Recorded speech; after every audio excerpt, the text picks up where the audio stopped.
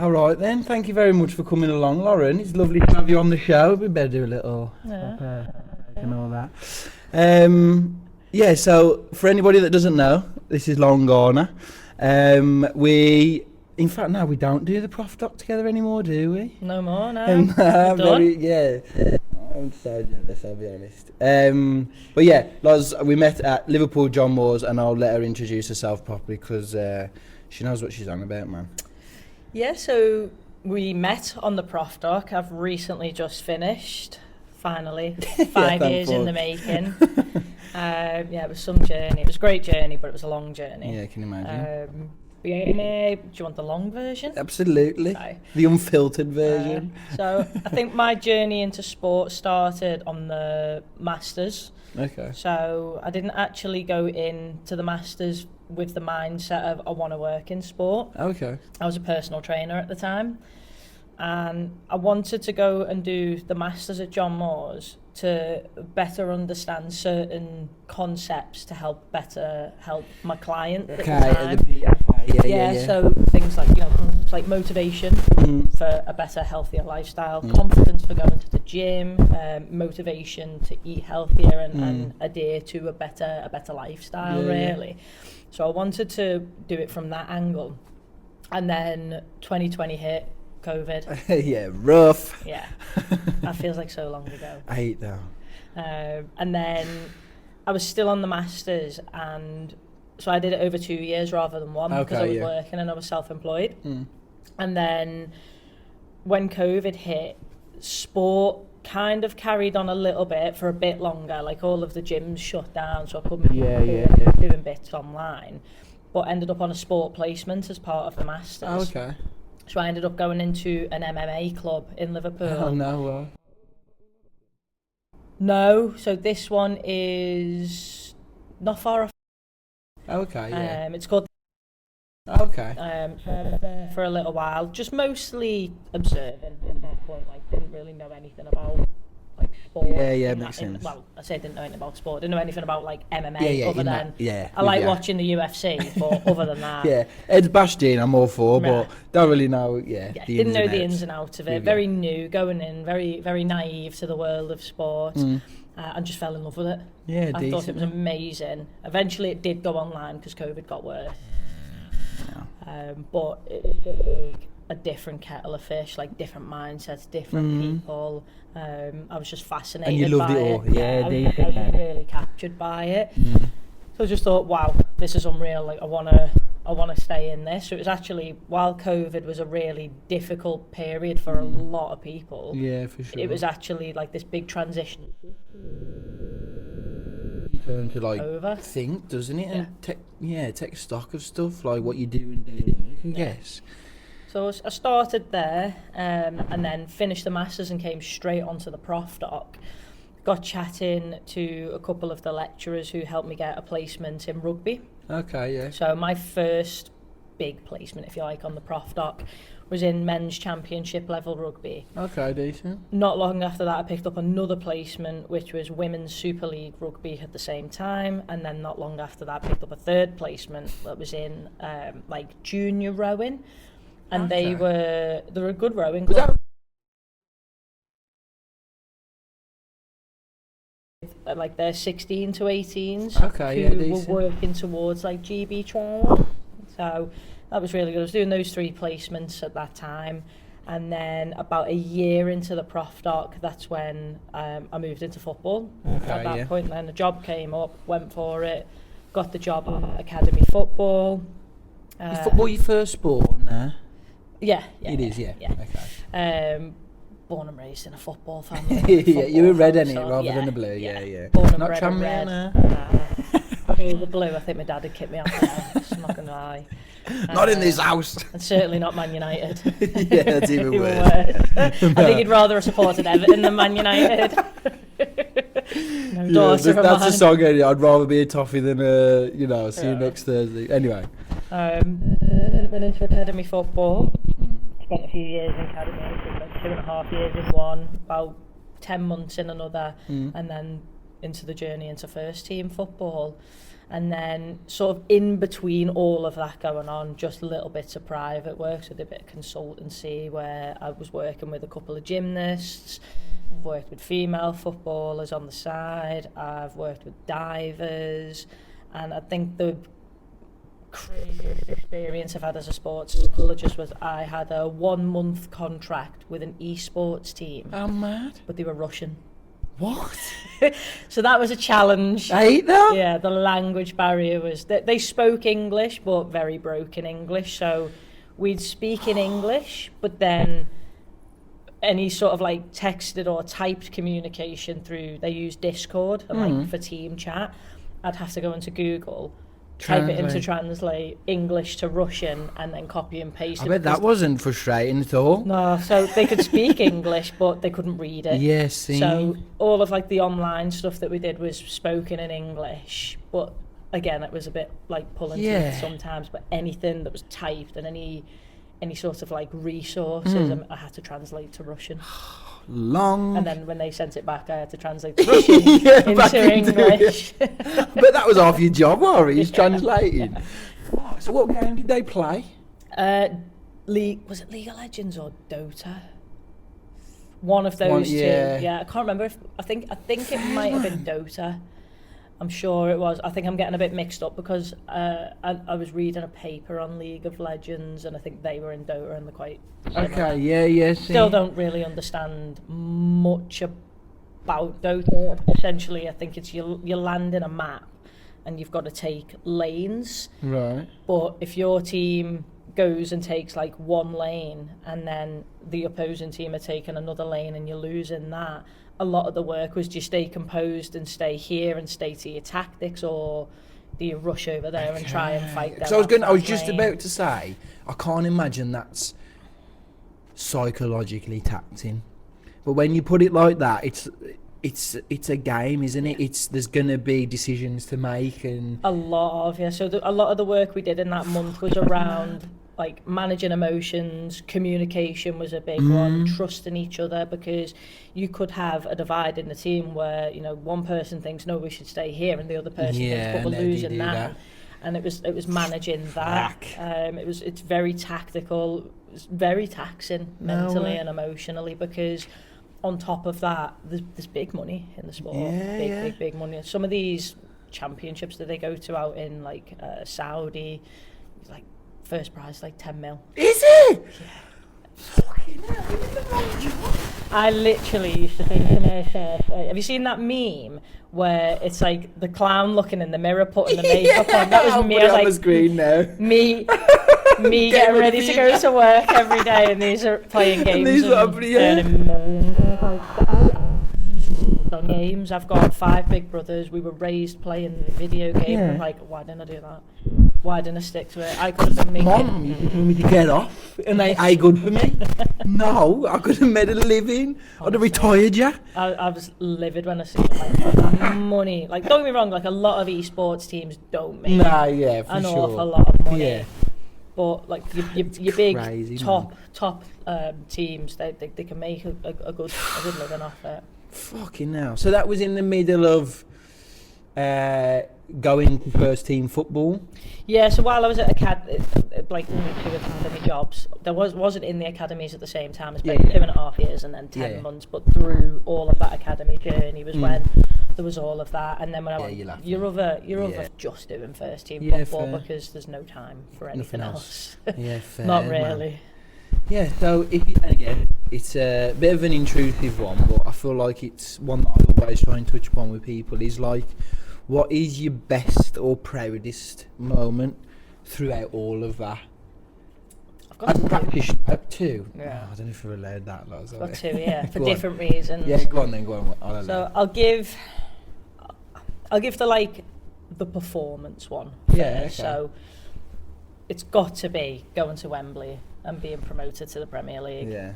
And experiencing that. Not even just... do you know what's mad, actually? It wasn't going to Wembley and winning that final. That was amazing. That was an amazing day for many reasons. It's the best way to win as well, isn't it? At Wembley, the pinnacle of it all. That was amazing, but it was the way it happened, but I'll take a few steps back to be fair. So the whole playoff campaign was unbelievable. That whole till the end campaign was just... Is that what it was? Yeah, that was like the slogan, till the end, and it was a movement. It was felt in the club. The fans got around it, you know, the club sponsors got around it, and that was probably one of the most amazing things I've ever witnessed. And I didn't have any play in that. That was the media team who came up with that, and I just thought that is genius. Brings people together. 100%. It's togetherness, it's connection, and one of the best things I've ever heard was people want to play a meaningful part in something meaningful. It gave the players meaning, it gave the staff meaning, it gave the fans meaning, it gave everyone meaning. Everyone felt like they were together. People got tattoos of it, people got it shaved into the back of their heads. There was someone did like an art piece on the beach, and it was the till the end like picture. Goosebumps had his and it was really unbelievable, and that was incredible to witness. So that was the start of it. It was just like, this is wow, I've never seen anything like it, and it was unbelievable. Then we had the 2 semi-final games. The second one, oh god, Dan Ballard's header. My god. And I wasn't actually behind the bench on that game. I used to sit behind the bench for games. I went up into the stands with the fans. So to be there with everyone and see that happen from... So if you don't mind, why were you up there? Because when you'd played West Brom, I saw you behind it. So like, how come you were up there for that game? Just more so for security purposes, for like big games like that. It's just around keeping the numbers to who needs as to little be as possible. in and around the dressing room, in the bench, and it just makes security a lot easier. The less people they've got to manage. So essentially behind that bench was like coaching staff, physios, medical, couple of sports science. Anyone who might... I don't need to run on the pitch ever. So your work's done beforehand, innit, I suppose. So, it was all around. Anyone who might need to go on that pitch, they're the people who were down there. But I was quite happy with that. I was going to say, I thought it was amazing being up with the fans. We were in hospitality as well then. So we had season tickets, and it was in like the Premier Concourse part. So you're living in there as well as witnessing history. And it was cool. Hell. So there was the second Dan Ballard header was just unbelievable. I can imagine. And then you get to Wembley, and that in itself is that was my first time at Wembley. Talk to me about that then. So rocking up at Wembley, what does that feel like? What does that look like to you? Do you know what the best part about that was being able to take my mum into the Wembley Club. So we hospitality, so you get to experience that. You feel like a bit of a celebrity. It's nice, and you're looked after, and the food's good. There's champagne everywhere. They've got like someone playing on drums. They've got high profile people in there. Mum's having a really good time. Mum's rubbing shoulders with some really really high class status people, which was amazing. Her eyes lit up. And then my dad and my uncle were in the stands outside. So essentially the way it worked is you got like 2 VIP tickets and 2 regular tickets. So me and my mum obviously took the VIP tickets, and then my dad and my uncle went out into the stands. So the 4 of us were there, and my dad is the biggest football fan you could ever meet. He loves Liverpool, but just loves football. He'll watch any game. So getting to that was like getting to take them to Wembley and experience that was, and for them to get a little bit of insight into my world in football, a little bit was quite nice. This is what you do every week. I wish. I wouldn't mind that VIP every week. Too right. But that was the whole thing behind it. Was I just love that they're experiencing this. That's right. Proud, ain't it? You've hard work's paid off again. Maybe not performance-wise, but like personally for you, that's a really good like receipt, ain't it? That you're going the right way. Yeah, love that. And then the way the game went, the second goal that won us it, the fact that it was Tommy Watson who did it, because he was leaving at the end of that season, And some fans responded really well to that, other fans responded not so well to it. But I just love the fact that it was him who scored that final goal. What a way to say goodbye. Finish as well. What a way to say goodbye to the club. What a way to say thank you to the fans and give them that last thing before he left. That's was just one of the only things that, no disrespect, or it might be the only thing that people remember him by, you know, oh God, that goal that sent us up, you know what I mean? Obviously there's going to be, you know, little things that, you know, he's done in a game or whatever, but ultimately, like, that's history, isn't it? Like, that history. Is, there's fucking a class. building in Sunderland in the town centre where it's got Dan Ballard, and it's like a mural of after he did the header when he's ripped his shirt off and he's running round, and then Tommy Watson's next to it where he's pulled his shirt off at Wembley, and it's got the time of the 2 goals. Oh, is it? Yeah. Class. And it's like you are etched in history. No matter what you do now, and I'm sure they'll both go on to have more incredible moments. Like they're 2 fantastic footballers, but they're the things that you're going to think about now. Yeah, we'll never pay. Can take that away. I was going to say, we'll never pay for a point up in Sunderland, will they? That is unbelievable. And then, just getting to hold the trophy. That was amazing. The celebrations afterwards. Yeah, I can imagine that was a bit little. That was amazing. We'll have a little party, a little shindig after, shall we? We'll just have a little gathering and that. Yeah, I mean, it was just. Can you shed any light on what the celebration was like? It was a private party. Okay. It was a private party. In London or in Sunderland? In London. In London. So we went, everyone went back to the hotel straight out already. Yeah, private party. I won't divulge anything from that. Nothing. No. Bad. Just private, isn't it? Yeah. Yeah. I wouldn't want to take that away from anybody and share what that looks like, because I think some of the stuff around football it's quite cool that it's quite mysterious. Yeah, for sure. But it was good. It was a good time. Really good time. We had good fun. Really nice celebration. Yeah, everyone was together. Yeah. We all went together. We all left together. It was till the end. Yeah.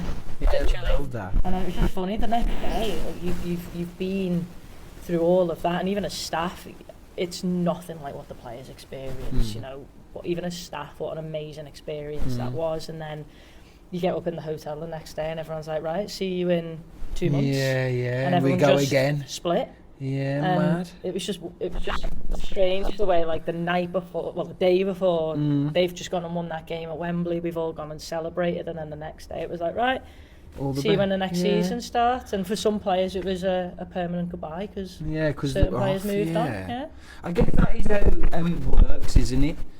But in the same breath, like, what else are you going to do? Because other people are already training, they're already getting, you know what I mean? Yeah. So. Yeah, as much as you'd want to bask in it, it's like, back to work now. You know what I mean? Rough, man. So that was one of your 2 best moments was Wembley. What was the other one? So the other one from a more sort of, how do I describe it? I'd say really, really emotionally fulfilling. Okay. So with my philosophy, I feel like everyone says this, but my philosophy is around person and performer. Right, yeah. You know, ultimately, a lot of people will look at a footballer or an athlete of a different sport and just think athlete. They're still people. Yeah, for sure. I don't look. I've never looked at them that way. I've never looked at them and gone footballer. I've always looked at them and gone human being that wears a football kit. Who plays football. Yeah. And I always keep that at the forefront of my mind. And with the individuals I work with now, exact same thing. You know, and I've always looked at it that way. And this was when I was back in an academy situation, the first academy that I worked in, where we had a young player who was just having a lot of life struggles at the time. We had scholarship decisions coming up, so there's a lot of like performance stress there. Am I going to get a scholarship? Am I going to get retained? Am I going to get released? But a lot of personal stuff going on in the background, and it was really, a lot of decisions as well, I imagine, around that time. Rough, man. and he was just having a bit of a rough go, and for someone so young as well to have so many hardships, it was quite challenging. So we did a big wraparound support. I was involved, player care were involved, education, coaches. There was support away from with the players' school. That's what education liaised in, and I think we did really, really well by that person. I think we looked after him. The feedback from him and his mum was fantastic. Nice. And you just know that, you know, irrespective of the sport, you know you've helped the person, and you've transcend sport though, at that point. You've supported someone through a really, really tough time in their life, and I still keep up with him, funny enough, and he's doing really, really Good. well. Yeah, he's still in football, doing really, really well for himself, and he's out in America now. How is he? Yeah, playing football out in America, studying. And I just think, I just look at that and think, yeah, we did a good job there. We did a really good job with this one. Yeah, love that. And again, like at that point, you know, you maybe, I don't know if you did or you didn't exactly what they need, but my dad works in pastoral and, you know, has since, you know, I can remember. And he said, like, sometimes kids, they don't want something, they want someone and those relationships and someone to just listen and say, it's all right, you know, like it's all, whatever you're thinking or feeling, it's all right, sort of thing. And then, like, once they're understanding of that, it's like, I can actually now go and do that and go to America or whatever that looks like for them. That's fucking certain. And that is so much of, I find, of my work, is that no matter what sport I work in, no matter, you know, what sport that person is involved in, it's always interesting that I find that so much of the work, particularly like the initial stages, is just spent normalising that person's experience and going, actually, you're a human being and what you're going through is actually really, really normal, and this is why. So educating them on the brain and how the brain works and why they're having that experience, and really just normalising it and making them feel quite comfortable with the experience that they're having, and then going, okay, right, how are we going to work through this? Because that's where it comes from, isn't it? It comes from that uncertainty and not knowing, and then once you go, actually, like, everybody, this happens to everyone, it's like, all right then, so now what can I do? Rather than worrying about that, it's like, okay, that's part of me, that's who I am. That's mad. Would you say that's like say that transcends sport? Yeah. Like, it doesn't matter what sport it is in. Yeah. That's an issue. Yeah, that's interesting. Yeah, but it's, you know, when you look at things like, this is going off into a different topic now, but let's take mental health, for example. You know, mental health is this thing, isn't it, where everyone feels really alone in their internal struggles and their internal battles until they open up. And then realise, actually, this is really common. This is really, really common. And this is why we have those campaigns, isn't it, around, you know, speak out, talk to someone. And a lot of that talking out normalises it for that person to go, you know, you're really not the only person who goes through it. This is really normal.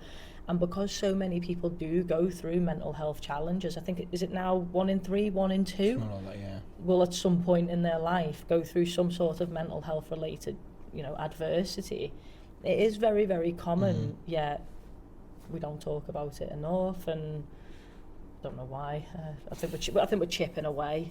I think it's getting better in some ways, worse in others, but that's a whole different conversation, isn't it? No, for sure. And ultimately, like, we're very, very biased over here, but we think that it's just daft, like, especially, and not to pick on football, but like, obviously my experience recently working in there as well, it's like there's football itself is behind. I'm not saying, you know, clubs you've worked at, clubs I've worked at, whatever, they're not behind per se. It's the sport. Like, you know, you don't get up and go to the toilet before thinking about it first. You know what I mean? Yeah. So, like, your behaviour and your psyche and your cognition underpins how you perform on the pitch, how you perform on the court, how you know, what it looks like when you dive off the board.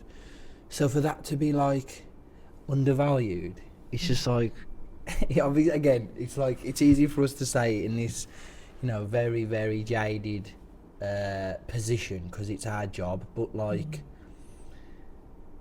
what are your thoughts on sports like being behind in sport, you know, mainly, I guess, but again, obviously football, if you've got a better, like, insight because you've worked in that more.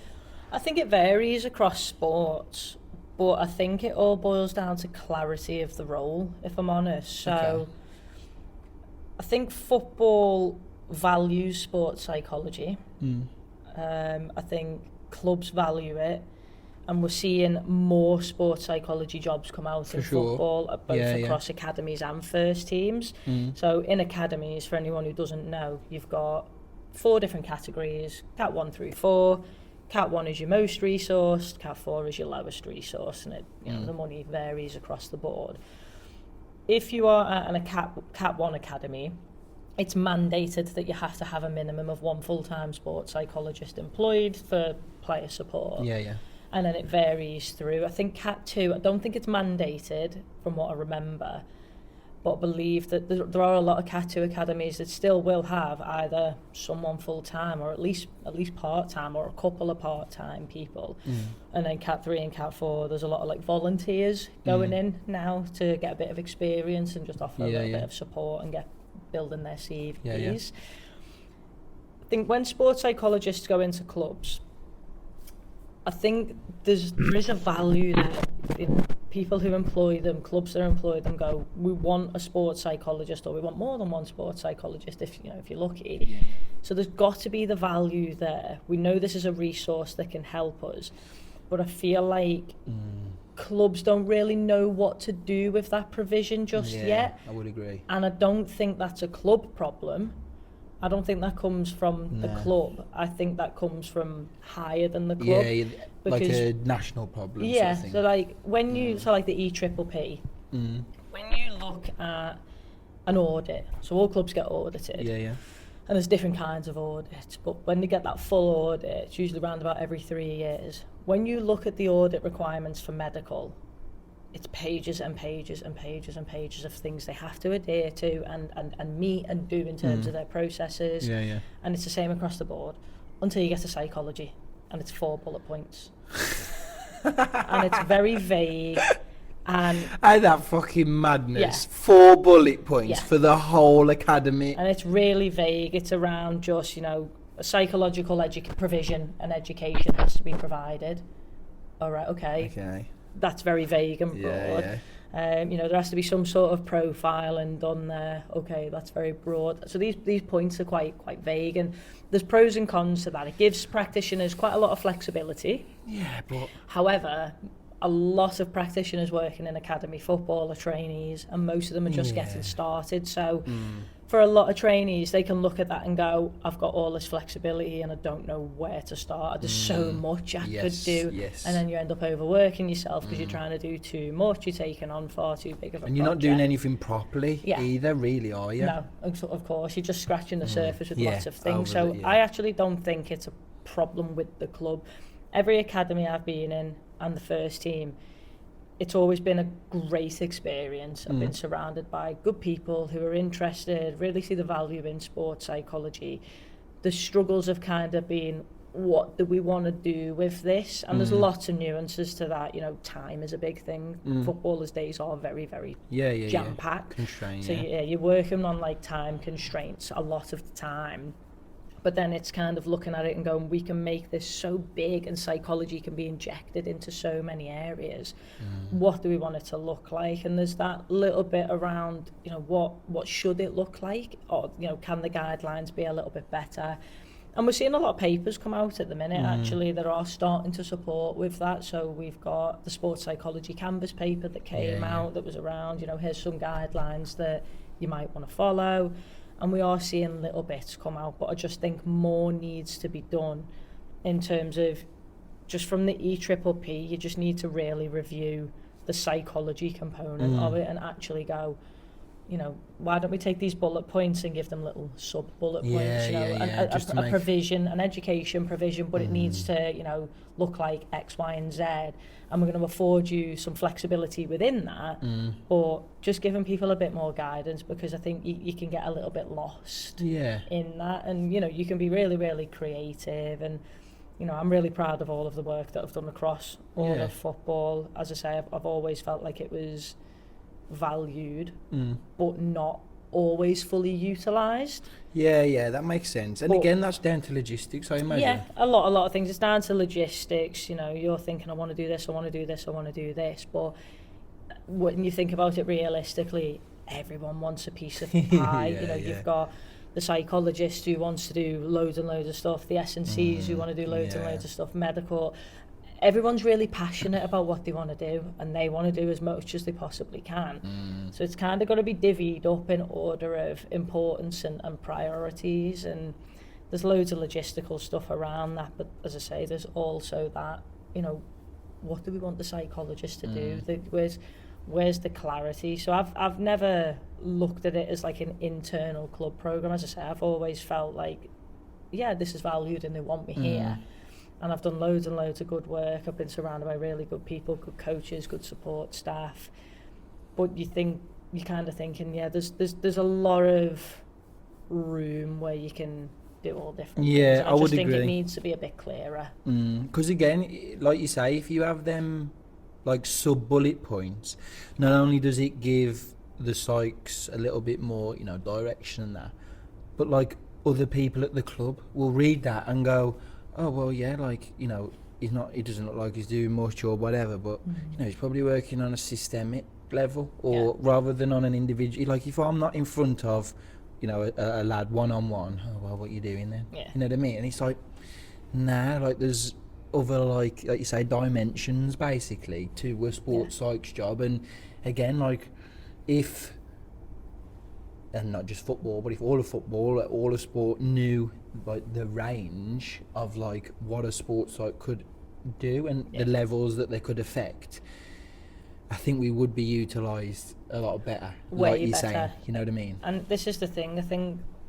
in certain sports, I think the perception of psychology is still one-to-one in a room. Yeah. And it is that, but that's 0.1% of what a sports psychologist can do. And in my current role now that I'm not actually in football anymore, and that for me was just I wanted to build my CV. Yeah, fair. It's another sport. Another sport, get a bit of experience elsewhere. Yeah, so it's been what, 5 years now you've been in football? 6 years, something like that? Four and a half, something like that, yeah. So, long time, man. Yeah, so going into a different sport now, there has been that experience where I'm currently doing one-to-one work, but I'm also doing quite a lot of like system level work and looking at processes, and there is that bottom-up approach of the one-to-one stuff, but also that top-down approach, and I feel like I'm doing both, and we're sort of meeting in the middle. Okay, yeah, nice. And also working alongside another psychologist is really nice. That helps. Yeah, okay, yeah. I'm in a team. I was going to say, so as an interdisciplinary team, what's that like? What's that been like? Really beneficial. So there's like me, there's the lead psychologist.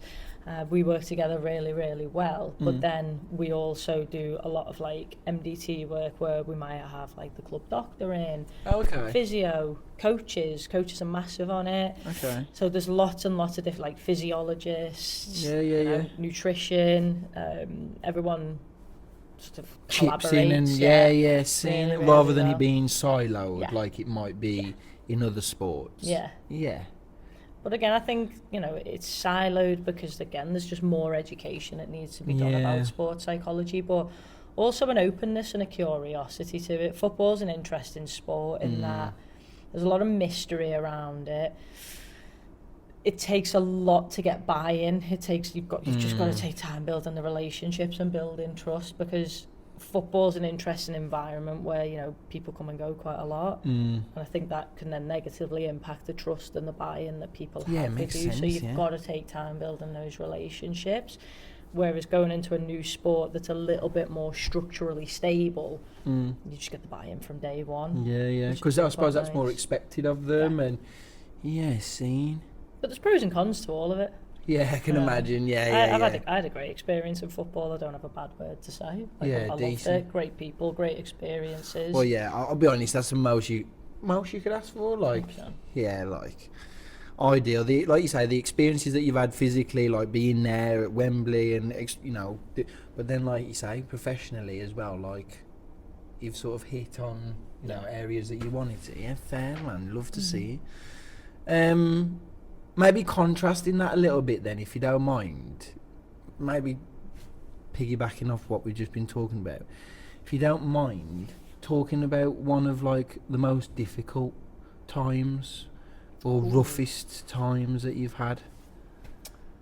Roughest times that I've had. There's definitely been frustrations throughout my career.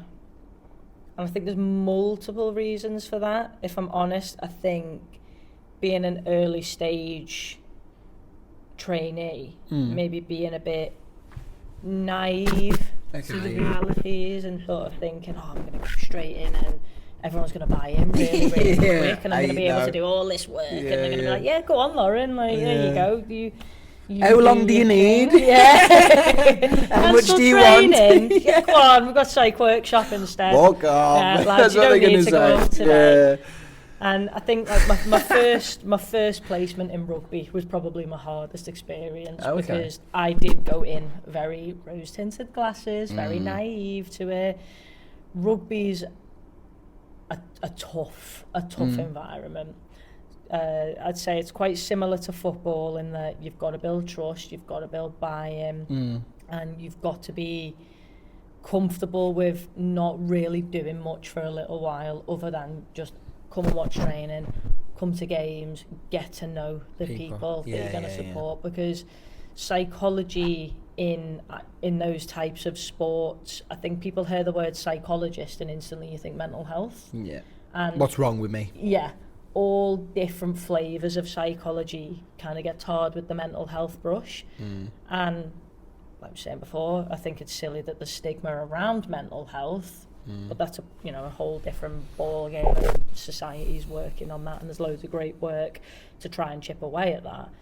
But the first piece is educating sports people around, actually, I'm not a mental health specialist, I'm not a clinical psychologist, I'm a performance psychologist. And like you say, it's coming away from that stigma of when you work with a psychologist, something must be wrong. Absolutely not. And we're getting better with that, but I think there was a lot of frustrations in there. I was brand new, I'd been on the prof doc a month and I go into this placement and I'm like, I just want to do loads. And I wasn't able to do anything. At the Classic time, beginner characteristic. At the time I was like thinking like, this coach doesn't like me. I felt like it was personal, and when I look back on it now, I'm like, you had this volunteer little baby trainee psychologist come in, like really keen and super eager, and probably just looked at me and just gone, you haven't got a clue, mate. And you've got to take time to understand the dynamic massively. And as trainees, like, you'll know yourself, you're keen. You're too keen when you first start. And all you said about advice, saying yes to 3 placements. You do that, that, I'll do that. And then you're going, this is a lot. But every time a trainee messages me on something like LinkedIn and they're like, what would your advice be? I'm like, my advice is calm down. Chill calm the fuck out. down. Just chill out. Take your time. You're going to feel like you're doing nothing. There's value. I promise you. Learning the dynamic, learning the culture, a fresh set of eyes. Do not be in a rush to do too much too soon. Just be a quiet observer. Take your first 6 months to just sit and watch, and it's going to feel like you're doing nothing, and you're going to feel really insecure. Excuse me. You're going to feel really insecure because you're in your head going to be thinking, everyone's looking at me thinking, what are you doing on a daily basis? But you got to get comfortable with that. You got to sit with that, and then people will start tapping into you. But does that feed into the idea of like on the audit, description or whatever? Like if a part of it is observing the environment, wouldn't that help everybody going, well, that's what Loz is doing today?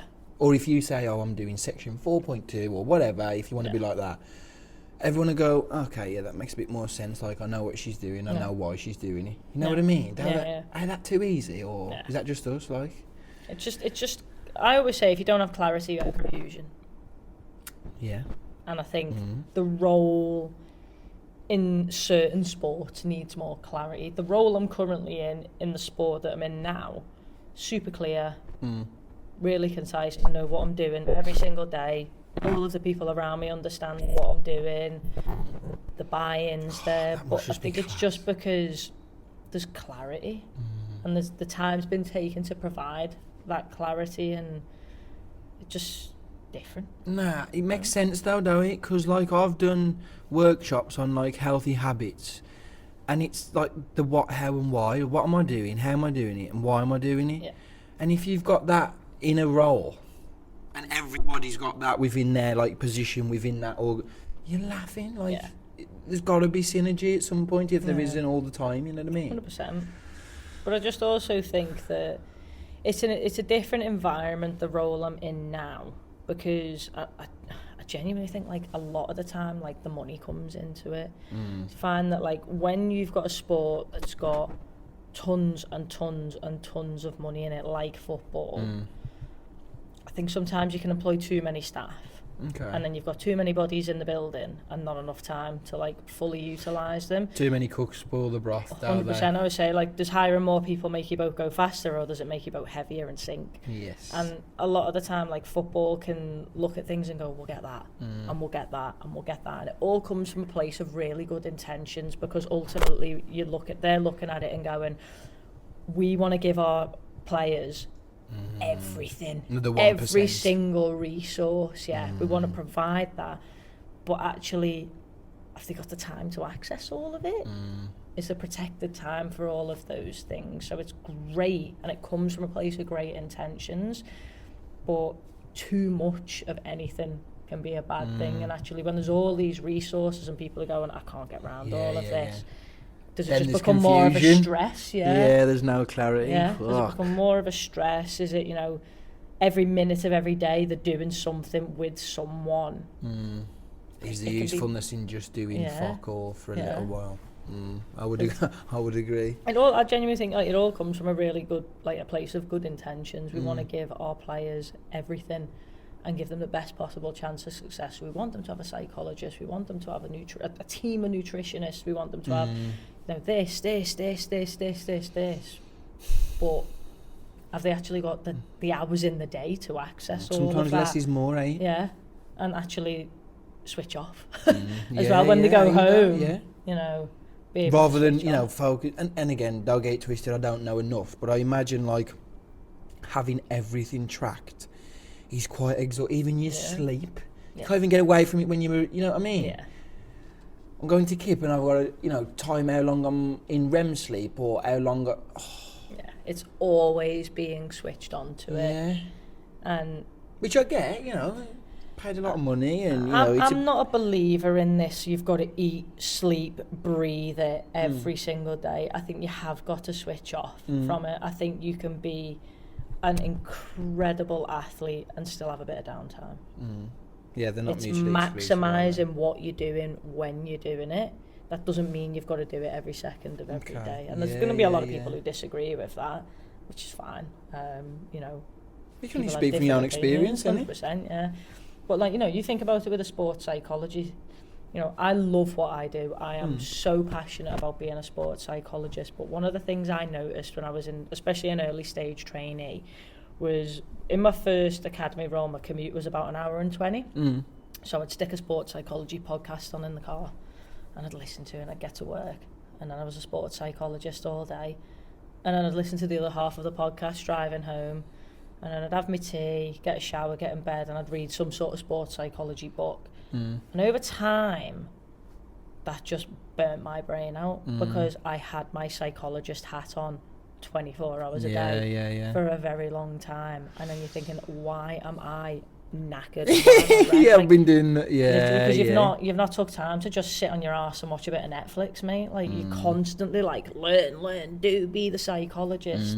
You got to switch off from it. Like you imagine that if you are a professional sports person, one who's getting paid a lot of money, depending on the sport that you're in, you'd feel more obliged to do all that, wouldn't you? It's the pressure of all of that comes with it. Whereas actually, if you just switch off and you go and play a bit of golf once a week, or or try to anyway. I'm not very good.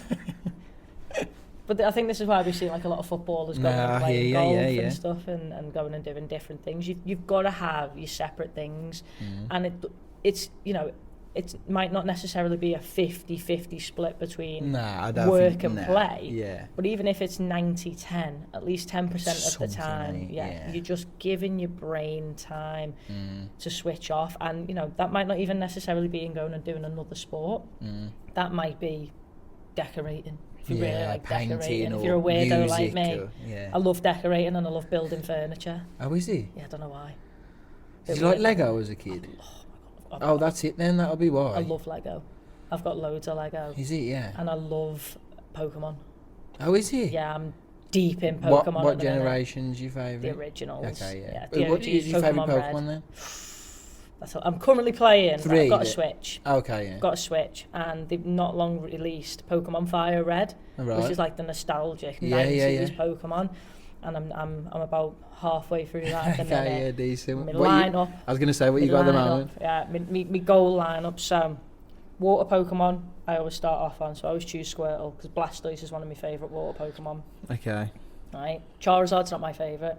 My favourite fire Pokemon is Arcanine. Okay, nice. Got an Arcanine now. Nice. But I evolved that yesterday. Nice. Grass From Pokemon. Ponyta? Is it from Ponyta or Arcanine? No, it's from Growlithe. It's like the little dog one.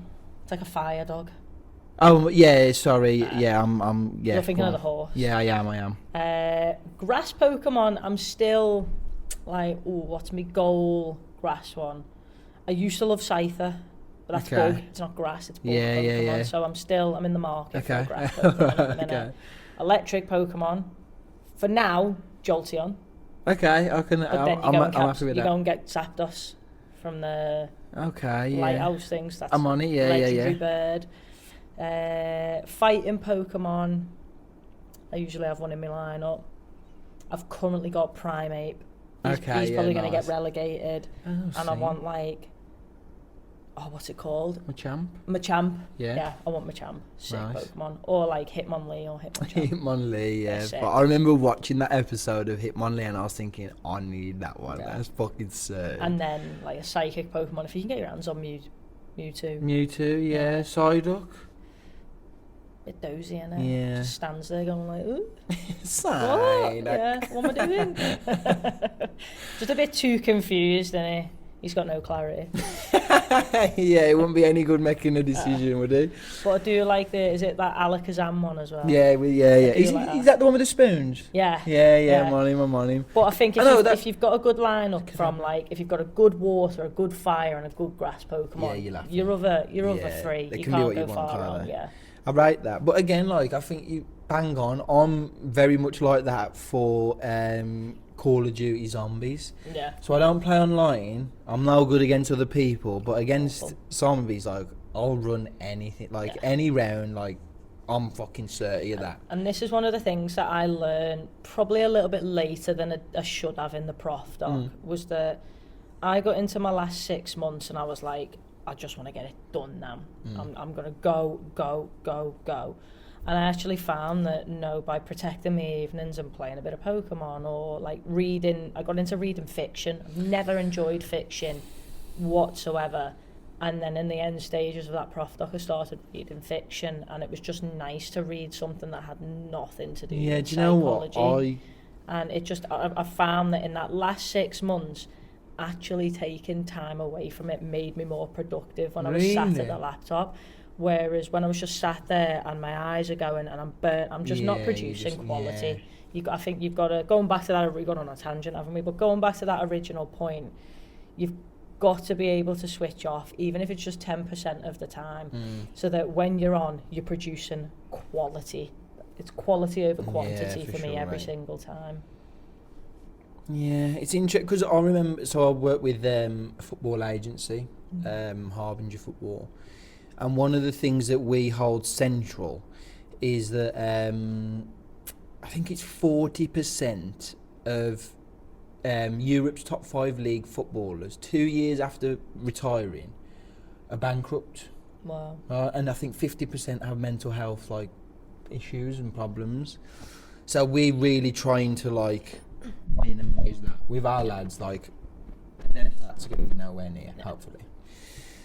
And one of the things that we keep very central is a video of Rodri. And at the time, he was Ballon d'Or winner. So it's the best footballer in the world is saying this. And he's basically saying, when he was, I think it was Valencia, he was really young, playing in the B team at university. And his dad said, you're not leaving uni. You're going to finish your degree. You're going to get something. Because if you get injured, what are you going to do? Yeah. And he's fucking hell, can't believe, I'm playing for Valencia. I'm playing against, Messi and fucking and all this. And he's I I don't care. That's what you're doing. So when he come to then City, and if you know, but he was living in student halls, finishing his degree, and I'm thinking, this brother, he's one of the best, if not the best, footballer in the world. Student digs. But he's like, he's focusing on stuff outside of football, and like, I'm not being funny. There's gotta be something in that. Oh, 100%. Do you know what I mean? Yeah, you can't. You can't. I'm not just showing that people and going, "Oh, Rodri says it."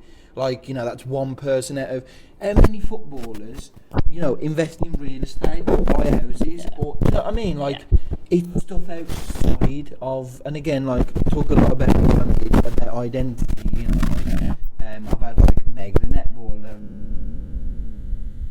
You've got to be a bit more. One of the things that you've just said is really, really resonant. Like, I've found myself thinking, how do I turn off the psych brain? Yeah. Or like, how do I make it sit a little bit easier within me? Because when I'm talking to people, and I can see you don't care about what we're saying now, you just want to win this argument. Yeah. In my head, that's the writing reflex. And if you know about it, but it's just when somebody, like, if you believe in something like 3% and I believe in it 80%, you're more likely going to believe in it 80% because I am at that level. You're more likely to match a level. So it's like, you don't care about what you're saying to me. You're just caring about winning this argument, which I know is called this. And I'm thinking about that when I'm in this conversation, and it's like, I just wish I could turn it off. Do you know what I mean? But I think it's nice that you just mentioned it, because I've come to like, it's easier with me now by doing nothing. By switching off and going, I'm going to just have 2 hours not reading a book. Because for ages I used to read and I felt guilty when I wasn't reading literature. You know what I mean? Yeah, know that feeling. And I was like, I can't be doing this now. I love reading. Yeah. But I saw it as like a bad, behaviour or bad thing on my part when I wasn't being productive with that. Do you know what I mean? And like, so I guess a good question, if you don't mind, is like, maybe not how do you do it, because you maybe just alluded to that, but how, like, did something click in you? Was it that, bit of writing the doctorate that made you think, I can't carry on like this? Was it like a turning point for that? Yeah, definitely. Like, I think it was a bit of a build. Okay. And I just noticed that I was just knackered. Yeah, all the time. Yeah, just tired all the time, but not even physically tired. So I was still getting up and going to the gym. I'm massive on my gym. I like running. I exercise to some capacity 7 days a week. Whether that's going to the gym, whether it's running, whether it's walking. Just running, Like, but I exercise every day. I get some sort of movement in every day. And it wasn't that. It was mentally. I was just, it's so hard to explain, but everything just felt foggy and cloudy, and I was just like, focus on concentration was in the bin. And I was like, what is going on? And it was just overkill. Everything was psychology. It was overkill, and I wasn't switching off. I've spoke about it on other podcasts before, where I might be out at like a theme park, I might be in Alton Towers with my best mate, and I'm stood in the queue for this ride thinking, yeah, but you've got that paper that you need to write, or you've got that paper that you need to read, or you've got that piece of work, and you're like, and then I might be out for like dinner with my family, and I'm clock watching, thinking, I'm not going to get any work done tonight. And you're just guilty. Not present. You're not present. Your mind is somewhere else. And without going on too much of a tangent around like mindfulness and being present, I'm massive on mindfulness. I've practiced it for a really long time, but I got heavier into it in sort of like the last couple of years. And my focus was just, be present when you're with people. Be present, be in that moment with that person, because time is the one currency that when you give it to something, you're never going to give it back. So be wise on where you're spending it was one of the things that I sort of learned. And I was like, if I'm with my best mate, I'm going to be in that moment with my best mate. If I'm with my boyfriend and his daughter, I'm going to be in that moment I'm there with them. If I'm with my mum and my dad, if I'm with my nan and granddad, I'm there. I'm not Lauren the psychologist, I'm Lauren the friend. Lauren the girlfriend, Lauren the daughter, Lauren the granddaughter. I need to be those versions of myself, and part of my identity is Lauren the psychologist, but it's not my whole identity. It's not just what makes me. And I think it was finding more worth in yourself that goes beyond your job and your role. I love my job. I do get a lot of fulfillment and a lot of worth from that. But I also get a lot of worth from spending time with my family and having those moments and spending time with people who are important. So for me, I don't know what it was. I don't know if something just clicked where I was just like, something's got to change. You're just doing too much, Lauren, because I've always been like that. I just get on with it. Just do it. And that, you know, we can dig into my childhood and go down that rabbit hole, but I've got 5 big brothers. I've been raised to be competitive. My dad always says to me, you know, you've always had to keep up with the pack. You know, I'm the youngest and I'm the only girl. Like, it's an uphill battle. That is an uphill battle from there. So I'm used to that. Well. Just keep going, keep fighting for your place. But yeah, I think it comes with age and maturity as well. You know, I'm not ancient by any means, but you know, you get into your 30s and you just start realizing things. You know, I was 33 a couple of weeks ago, and I think your 20s are chaos. Can confirm. Yeah, but you know, your 20s are good because you're learning who you are, you're learning your identity, you're getting your independence, you're navigating the world, you're making your mistakes and you're learning from them. It's all lessons. And then you get to your 30s and kind of go, right, what do I want, but what don't I want? Yeah, it's just as important, isn't it? Yeah, and for me, I don't want to make my job my entire personality. There's just so much more to me. When I'm in work, I would give 150% to every single person that I interact with work, and you have got my full attention, and Lauren the psychologist is on. But when I'm in the car and I'm driving home, I'm dialing that down and I'm switching off. That hat's coming off, sort of thing. That's the interesting. Hat's coming off, I hang my hat at the door when I leave work, and I go, right, what do I want to do with my evening? What does Lauren the person... What does Loz want to do? Yeah, what does she want to do with her evening? Does she want to go home and walk the dog for an hour? Does she want to read a book that's got nothing to do with psychology? Does she want to go and play on Pokémon? Does she want to sit and watch something on Netflix? And I think, again, this is a whole new, whole different podcast in itself, but I think, like, the whole grind culture in society at the minute, like, get up at 4 a.m. and meditate for 2 hours, and then I journal, and then I have my cold plunge, and then, you know, I drink 8 litres of coffee, before 7 a.m. It's just like, it ain't that deep, it ain't that serious. You know, I'm quite happy getting up at like 6:30, go to the gym, get a shower, go to work, and then just chill out for the evening. Yeah, fairs, man. And I think, again, it comes over to that quality over quantity. What are you doing with your hours when you need to be in that space of, you know, being a practitioner? But it doesn't have to be 24 hours a day, and I think that goes for whether you're a psychologist, you know, whether you're a sports person, any profession. You got to switch off from it, because too much of anything is always a bad thing. It's been funny. We're telling people, oh, you need, you know, to shine the light on more parts of your person, and then we do. What the? Psychologists were the biggest hypocrites going at times, aren't we? I know. But I'm getting better at that. Like, one of the things I've been leaning into quite a lot in the last, I'd say, 18 months, is embodiment. Okay. Embody what you're saying. Not this whole do as I say, not as I do, which parents love to say. Embody it. So a lot of my practice... My what? Breakfast and practice, I think. My breakfast. Wow. Leave that in. Let's go again. Put my teeth back in. Wow. A lot of my practice is grounded in mindfulness. I practice mindfulness. I embody it. And if I do a live mindfulness practice with somebody, I also take myself through that. So if we're sat in the chairs and I'm, you know, sort of saying, like, I want you to focus on your shoulders and the sensations there, I close my eyes and I do it with them, and I focus on my shoulders. And then I embody that. You know, if I'm talking about broadening an identity and switching off, I now embody that, and I do all of these things. And that's not me saying that my approach is going to work for every person. Yeah. But ultimately, it always comes back to that sort of central piece of my philosophy is they're people. they can't always be the performer. They are a person it's the person who does the performing. The person is the athlete, the human is the athlete. It's like puppet, isn't it, really? Like the puppet master is the one that's controlling the performer, and the puppet master is the person at the centre of it all. 100%. Interesting, that is. You got to have that time to switch off and just, you know, do things that... It's what makes it worth it, isn't it? Like doing those. I remember, for me, my turning point was a year or so ago.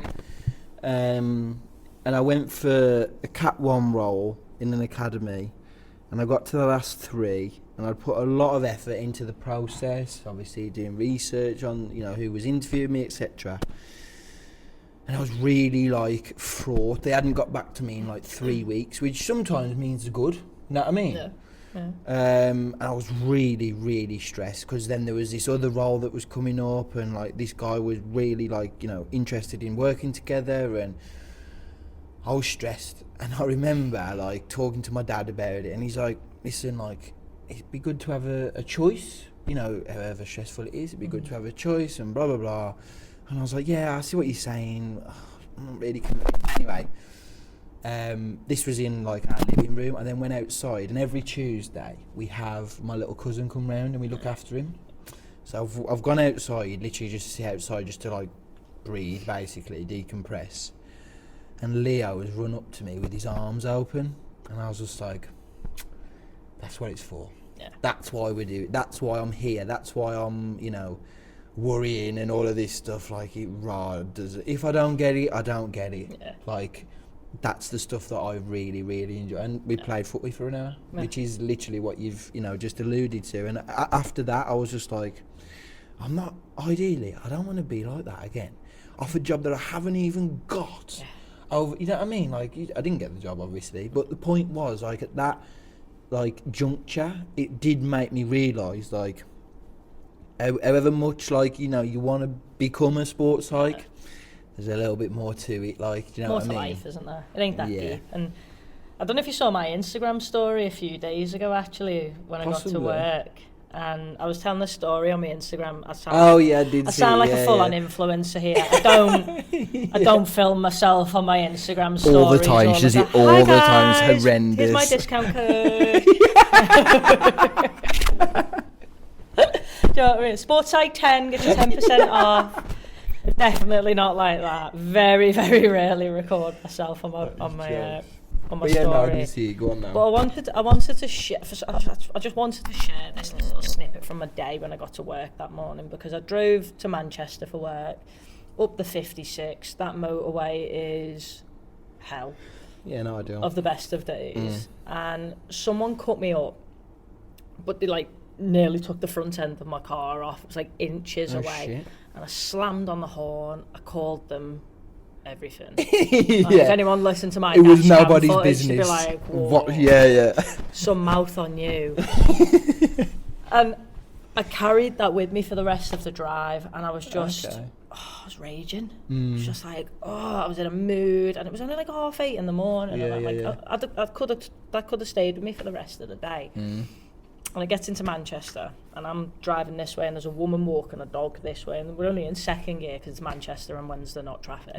So we're crawling, and this woman's walking a Labrador, and it was a really nice day out. It was one of those days when we got, like, loads of sun, and this dog's walking into the sun, and the sun's on its face, and it's got its eyes shut, and it looked like it was smiling. Oh, bless. And straight away I looked at that dog, and I was like, that dog is just so happy to just be outside with the person it loves more than anything in the world.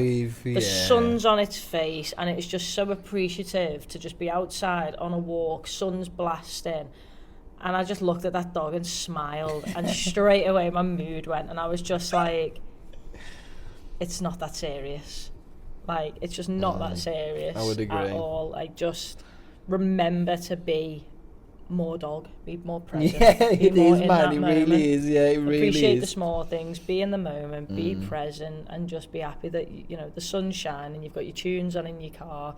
You go into a job that you love. Could be worse, couldn't it? Could be worse. Could be so much worse. And it just put so much into perspective for me, where I was just like, do you know what?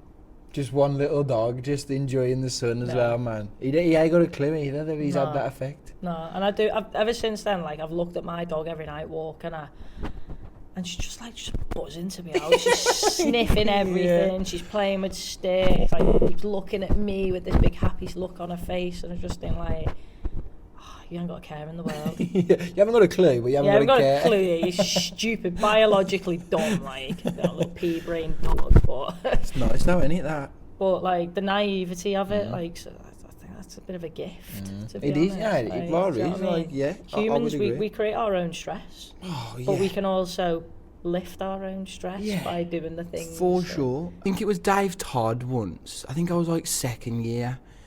And he told, well, not me, but he told us that, like, stress and anxiety comes from yourself. You think yourself stressed, you know what I mean? And at the time, I was like, it's a bit rough. Like, you know, some people can't help it. Yeah, some people, you know, abused or whatever. And, like, obviously, it's the lens and the context of sport. But, like, again, we're not sports people, but it's very easy for you to overthink stuff and, like, think yourself stressed. You know what I mean? But I think one thing that we fail to realise as well is that if you're a sports person, you know, everything's to a really high standard, you're competitive, you want to be the best at everything. But I think that runs true for anyone who works in professional sport as well. You know, maybe we weren't athletic enough to be an athlete. I certainly wasn't. Same. But that doesn't mean I haven't got that type of mindset. I think even if you work in sport, you're a certain type of person, you're a certain type of way, you still have the same high standards, you still want to be the best you can possibly be at what you do. And while I might not be a professional athlete, I want to be the best performance psychologist I can possibly be. But I am also recognising that doesn't need to be 24 hours a day. No, that's fair. And I think just off the back of that, it's interesting that I've just had this thought of, like, you know, obviously you working in arguably the best football league in the world, like, that's the pinnacle of a lot of people or, you know, footballers' careers is working and playing in the Premier League. Yeah. So why is it different for you? Why is it different for a coach? Why is it different for a doctor? Like, you're both in the same building, you know what I mean? Yeah. It's not, you know. When we were in the Championship, I wanted to be in the Premier League as much as all of those people and, you know, all of the lads playing the sport and all of it. We all wanted to be in the Premier League. We all wanted promotion. We were all striving towards the same thing because while you might not necessarily be the person on the pitch, you know, kicking the ball and scoring the goals, you're still part of it. It's still you play your part in that achievement. And I just think, you know, you have a similar mindset. You're doing a different role, but looks different. The play your part looks different, but the mindset and the standards and the height you hold yourself to, I don't think's any different. No. You know, I hold for a myself, reason. I hold myself to a very high standard. No one's a bigger critic of me than me. I hold myself to a really high standard, but I think with experience, age, you know, reflection, I'm just learning to ease off that a little bit with myself, and that doesn't mean that my standards have dropped by any means. I still hold myself to a very, very high standard, but what that looks like now is recognising that it's quality over quantity. When my psychologist hat is on, it's on, and it's on firmly, and there's nothing that will blow it off. But when the day is done, it comes off. It comes off very easy. You know, and I just have that downtime and separation from it so that when I wake up tomorrow morning, I'm the best possible version of the psychologist I can be, because I've rested. Whereas if you're always only ever operating on 20% battery, because you're always on. But all the time.